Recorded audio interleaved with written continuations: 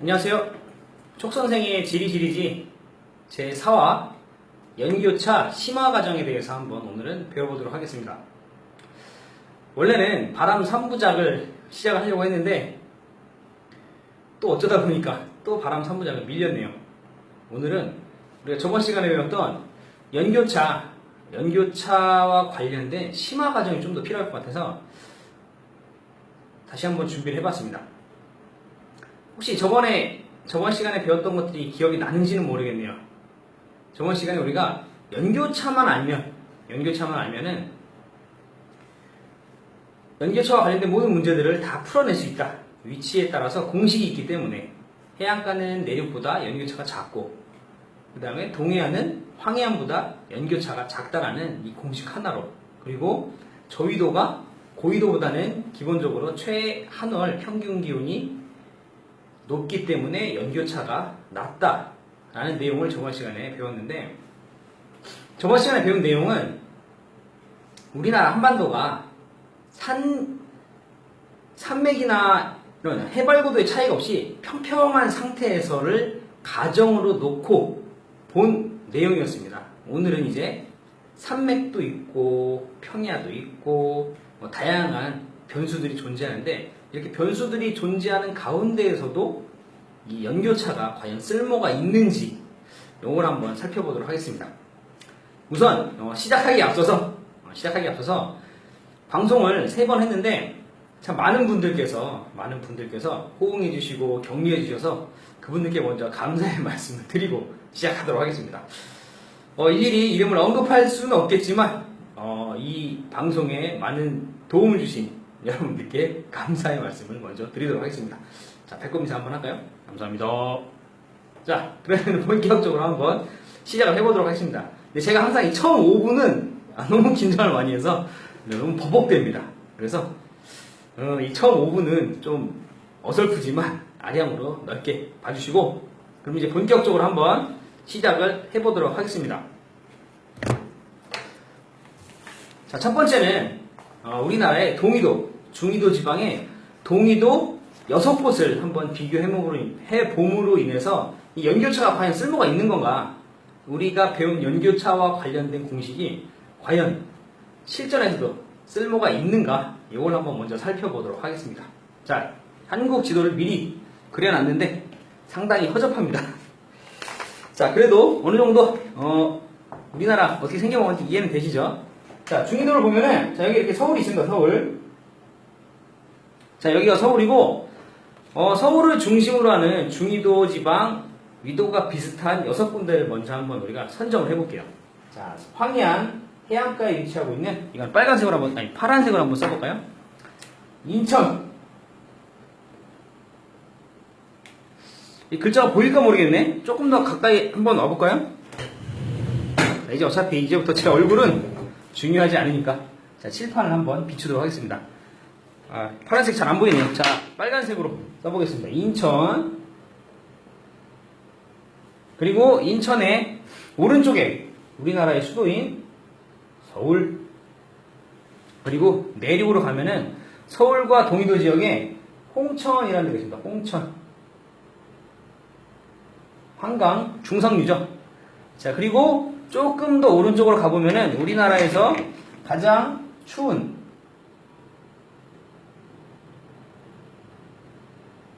대관령이 나타납니다. 대관령. 그리고 동해안으로 가면은 강릉이 나옵니다. 강릉이 나오고요. 그리고 마지막으로 동해안에 있는 섬인 울릉도. 자, 울릉도가 나타납니다. 자, 이렇게 6개의 도시를 갖다가 한번 우리가 연교차를 비교해 볼 텐데, 우리가 배운 공식에 의하면 가장 연교차가 많이 나는 지역은 바로 홍천이 돼야겠죠. 자, 순위를 한번 매겨볼게요. 연교차가 가장 많이 나야 되는 장소부터. 자, 홍천이 1위가 돼야겠죠. 자, 그 다음에 어디가 연교차가 많이 나야 하냐면은 바로 서울 쪽이 돼야 됩니다. 왜 그러냐면은 서울은 대관령보다는 서해안 쪽에 있으면서 약간 내륙 쪽에 있죠. 그러면 서울이 2위가 돼야겠네요. 자, 그리고 3위가 대관령이 돼야겠죠? 그죠? 맞나요? 예, 그렇죠. 자, 그 다음에 4위가 인천이 돼야 할 것 같습니다. 그리고 5위가 강릉이 돼야 될 것 같고, 마지막으로 6위가 울릉도가 돼야겠네요. 자, 그러면 정말 이렇게 적은 순서대로 연교차가 나타나는지. 자, 먼저 최하늘부터 한번 적어볼게요. 최하늘은 요대로 나타납니다. 요대로. 자, 왜 그러냐면은 대관령 같은 경우는 해발고도가 가장 높은 지역이 있죠. 그리고 우리나라에서 기온을 잴 수 있는 곳 중에 해발고도가 가장 높은 곳이 대관령이고, 이제 기후값이 있는 지역 중에 해발고도가 가장 높은 곳이 대관령이고, 대관령이 실제 1월달 평균 기온이 영하 7.7도씨가 됩니다. 영하 7.7도씨. 그리고 내륙에 있는 이 홍천, 해발고도가 어느 정도 있으면서 내륙에 있는 홍천이 영하 5.5도씨 정도 됩니다. 그리고 서울이 영하 2.4도, 인천이 영하 2.2도, 강릉이 0.4도 정도 됩니다. 자, 그 다음에 울릉도가 1.4도 정도 돼요. 1.4도. 자, 1월달 평균 기온을 적어봤더니 우리가 고등학교 수업 시간에 배운 내용 그대로 적용이 가능합니다. 가장 해발고도가 높은 대관령이 가장 춥고, 그 다음에 해발고도가 조금 있으면서 내륙에 위치한 홍천이 가장 두 번째로 춥고, 그 다음에 황해안과 동해안 중에서 황해안 쪽에 겨울 기온이 조금 더 춥죠. 그리고 인천하고 비교했을 때는 인천이 조금 더 해안가에 있기 때문에 인천이 서울보다는 그래도 상대적으로 따뜻합니다. 그리고 동해안으로 가보면 역시 강릉과 울릉도가 다른 지역에 비해서 온도가 높다라는 사실을 알 수가 있습니다. 자, 그러면은 이걸 가지고 우리가 이제 연교차에 한번 적용을 해볼게요. 자, 연교차 같은 경우 우리가 문제를 풀면 간혹 가다가 등장을 합니다. 서울과 대관령 중 어디가 더 연교차가 큰가? 라는 문제가 나왔을 때 우리는 이제부터 또 소설을 쓰기 시작하죠. 자, 우리나라에서 가장 추운 대관령이니까, 가장 추운 지역이 대관령이니까 아마 대관령의 연교차가 가장 크지 않을까. 하지만 천만의 말씀입니다. 대관령은 해발고도가 높기 때문에 이 겨울 기온이 상당히 낮은 겁니다. 여름 기온도 마찬가지로 다른 지역에 비해서 온도가 많이 낮겠죠. 그래서 이 대관령 같은 경우 최나는 평균 기온도 고작해야 19.1도 정도밖에 되지 않습니다. 그리고 이제 다른 지역들 한번 적어볼까요? 그러면 자, 최나는 평균 기온은 굳이 알 필요는 없는데 한번 적어볼게요. 자, 그 다음에 서울 같은 경우는 25.7도가 됩니다. 25.7도. 그리고 인천 같은 경우는 25.2도. 자, 그리고 울릉도 같은 경우는 23.6도. 자, 그리고 어디가 있을까요? 어디가 안 적었지? 홍천 같은 경우는 24.2도. 그리고 마지막으로 강릉 같은 경우는 24.6도가 나옵니다. 제가 이렇게 또 최하늘을 적었는데, 최하늘 같은 경우는 사실 어제 얘기했지만 우리나라 한반도가 평평하다면은, 산맥이 없다면은 우리나라 여름철 기온은 남쪽이나 북쪽이나 다 대동소이합니다. 이 증거를 하나 가지고 왔는데, 서울 지역의 최나널이 25.7도죠. 서울이랑 해발고도가 거의 똑같은 부산 지역의 최나널이 위도 차이는 많이 나지만, 부산 같은 경우 최나널을 한번 살펴보면은 부산 같은 경우는 몇 도가 나오냐면은 적어왔는데 까먹었는데 없어졌네요. 여기 있네요. 25.9도가 나옵니다. 25.9도. 서울과 불과 0.2도밖에 차이가 안 나죠. 자, 이렇게 두 지역만 놓고 비교하면 여러분들이 또 의심하실 것 같아서 대전도 한번 가져가 봤습니다. 대전 조금 더 내륙 쪽에 있는 대전을 한번 봤더니 대전 같은 경우는 25.6도가 나오네요. 그래서 서울이나 대전이나 부산이나 여름 기온은 거의 비슷하다는 겁니다. 만약에 지금 현재 대관령이 19.1도지만 대관령이 만약에 평탄했다면 아마 이 지역하고도 온도가 비슷했겠죠. 홍천이 다른 지역보다 상대적으로 낮은 이유는 역시 홍천의 해발고도가 어느 정도 있기 때문입니다. 한강의 중상류 지역이기 때문이죠. 자, 아무튼 간에 그럼 한번 보겠습니다. 이제 가장 중요한 거는 연교차인데, 연교차를 비교해보면은 결국 울릉도의 연교차가 22.2도로 가장 작다라는 걸 우리가 알 수 있습니다. 울릉도의 연교차가. 그 다음 두 번째, 강릉 같은 경우는 어디 보자. 강릉 같은 경우는 24.2도가 나오네요. 그죠? 울릉도보다는 역시 연교차가 크다는 사실을 알 수 있습니다. 자, 그럼 이제 문제 대관령인데, 자, 대관령 같은 경우는 대관령은 어떻게 되나? 대관령 같은 경우는 26.8도가 나오네요. 26.8도. 강릉보다는 연교차가 조금 더 나죠. 자, 그 다음에 홍천을 보면은, 홍천 같은 경우는 29.7도가 나옵니다. 29.7도, 연교차가. 다음으로 서울을 보면은, 서울 같은 경우는 28.1도가 나오네요.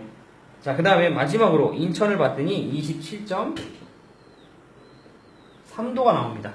자, 이렇게 연교차를 다 적어봤는데, 자, 한번 비교를 해볼까요, 그러면? 자, 가장 연교차가 많이 나는 지역은 역시 내륙 지역인 홍천이 되겠죠. 그래서 우리가 배운 그대로 대입이 가능하다는 사실을 알 수 있습니다. 내륙이 해안보다는 연교차가 크다라는 사실과 정확하게 일치하죠. 자, 그 다음에 동해안과 황해안을 비교했을 때 역시 강릉 쪽의 연교차가 작다는 사실, 그리고 인천과 서울을 비교했을 때 역시 해안가가 약간 내륙 쪽인 서울보다는 연교차가 작다는 사실, 그리고 문제의 대관령과 서울을 비교했을 때 서울의 연교차가 더 크다는 사실, 의외죠. 이게 가장 중요합니다. 대관령의 연교차가 여러분들이 상상하는 것만큼 크지 않다는 거죠.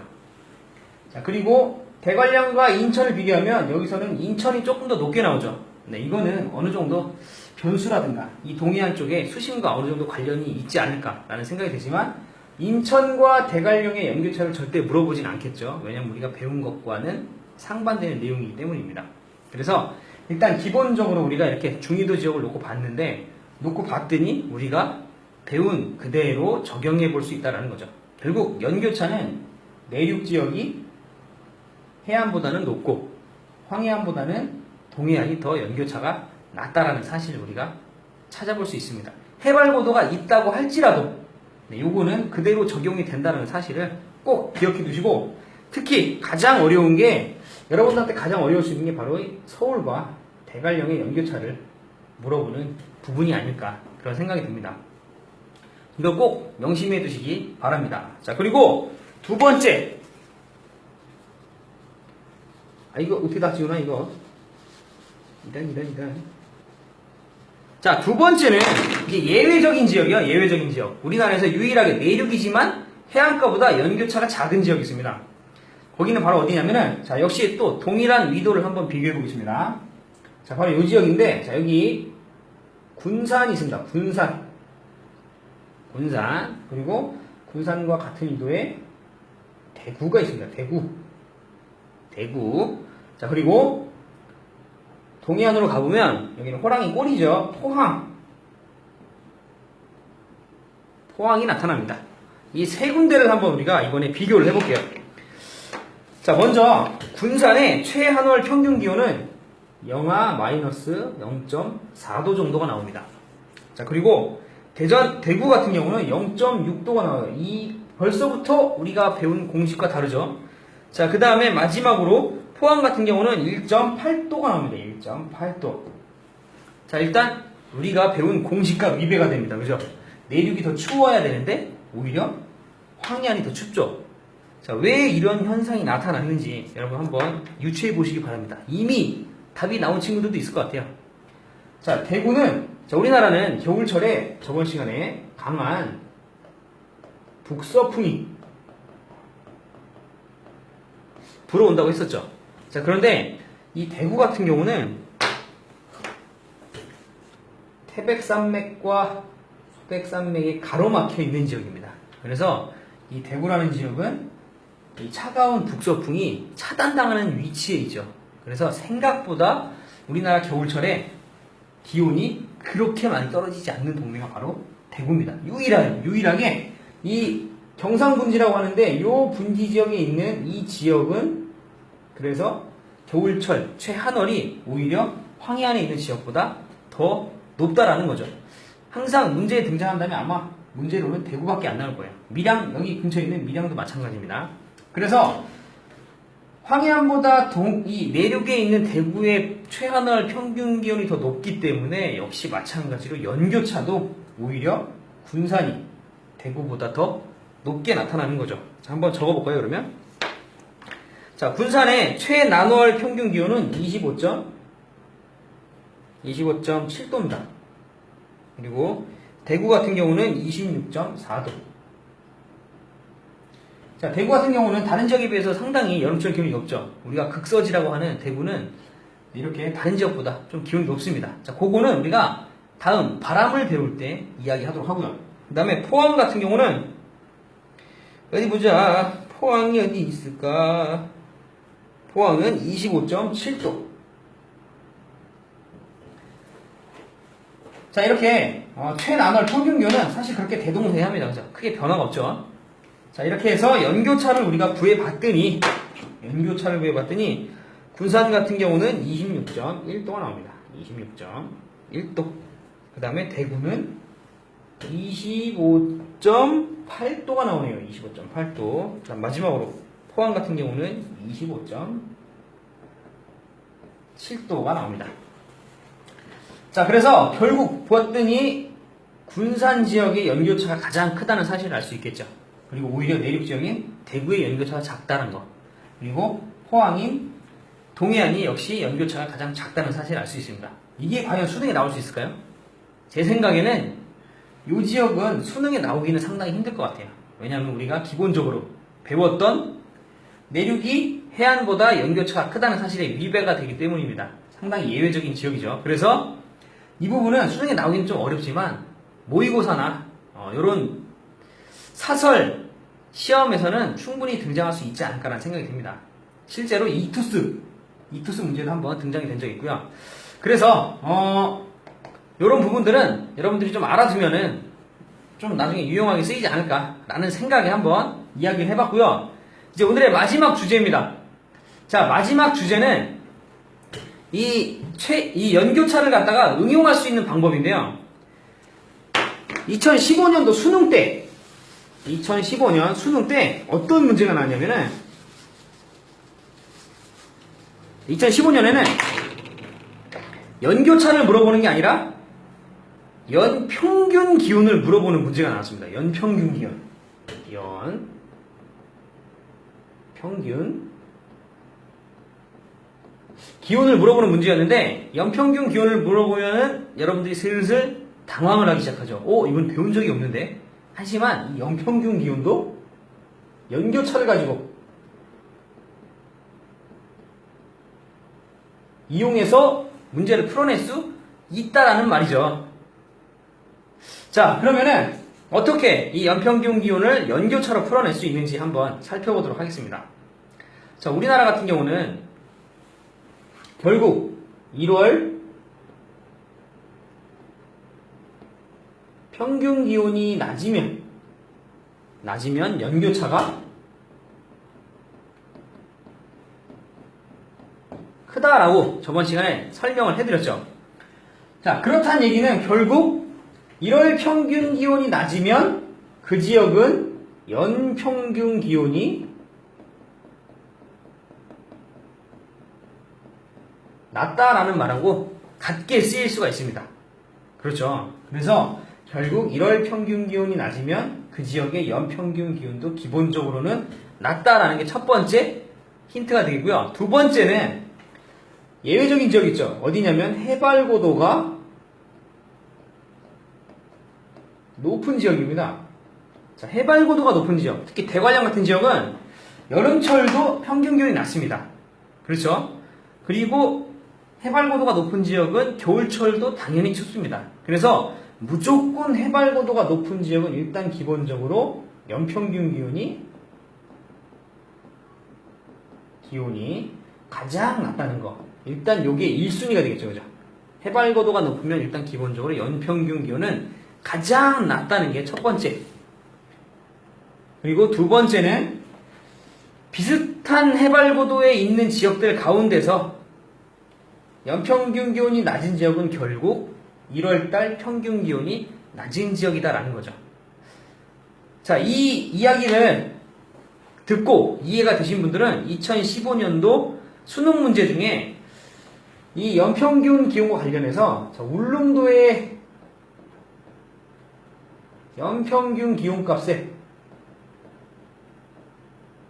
해당 지역의 연평균 기온값을 빼서 문제를 풀어라 라고 하는 문제가 있습니다. 이 문제를 한번 직접 풀어보시기 바랍니다.